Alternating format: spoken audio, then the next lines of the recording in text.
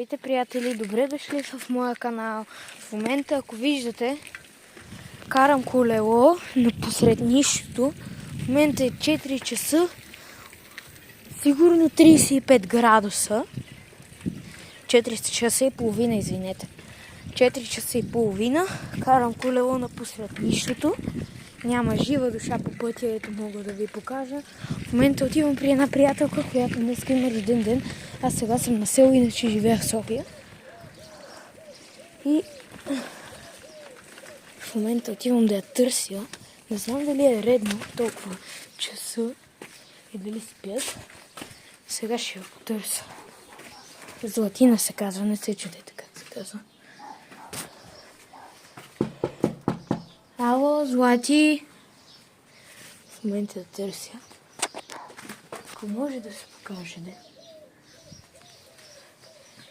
В момента може и да излезе баба и не се чудете коя е тая тъпанарка.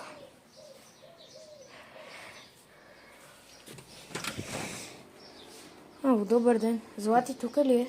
Няма дете към магазина отидаха. Добре, значи ще ходя да търся на магазина, така ли? Да, на магазина. Добре, хайде, чао. Благодаря. Добре, както казаха, да. Злати не е тук вкъщи.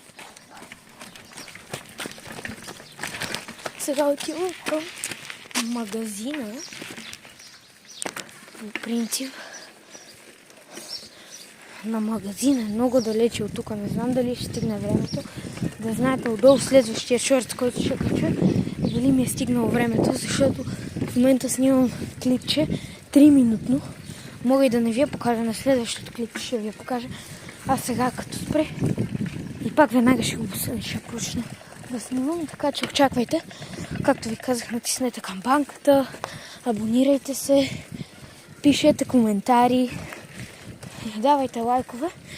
И както в миналото клипче качих котето на разпродажба, който иска да го вземе, абонира се, камбанката, лайк.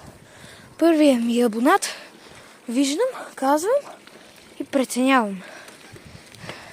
То не е точно преценявам, аз съм ви обещал нещо, така че теглим победителя в последващото клипче.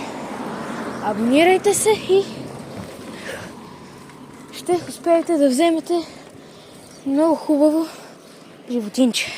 Чао и до нови срещи!